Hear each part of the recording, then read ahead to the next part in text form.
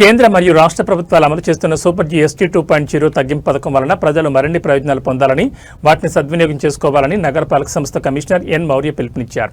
ఈ super GST 2.0లో పలు వస్తువులపై పన్ను రేట్లు భారీగా తగ్గించబడ్డాయని కమిషనర్ తెలిపారు. ప్రత్యేకంగా 28% పన్నును 18%కి, 12% పన్నును 5%కి తగ్గించడంతో పాటు కొన్ని వస్తువులపై 0% జీఎస్టీ అమల్లోకి వచ్చిందని వివరించారు. ప్రజలకు అవగాహన కల్పించేందుకు నగరపాలక సంస్థ మరియు జీఎస్టీ అధికారులు కలిసి శ్రీనివాసం, ముచ్చాలరెడ్డిపల్లి తదితర ప్రాంతాల్లో వీధి నాటకాల ద్వారా ప్రచారం నిర్వహించారు. ఈ సందర్భంగా కమిషనర్ మౌర్య మాట్లాడుతూ ప్రభుత్వం తగ్గించిన జీఎస్టీ రేట్లను అమలు చేయకపోతే కఠిన చర్యలు తీసుకుంటామని హెచ్చరించారు. అలాగే సచివాలయాలు, స్కూల్స్, కాలేజీలు, దుకాణాల వద్ద కూడా ప్రజల్లో అవగాహన కార్యక్రమాలు కొనసాగుతున్నాయని తెలిపారు. దీపావళి వరకు ఈ ప్రచార కార్యక్రమాలు నిరంతరం కొనసాగనున్నాయని తెలిపారు. ఈ కార్యక్రమంలో deputy commissioner Amarayya, GST deputy commissioner Varalakshmi, tourism అధికారి ఆర్డి ప్రసాద్, నగరపాలక, జీఎస్టీ సిబ్బంది, కళాకారులు తదితరులు పాల్గొన్నారు.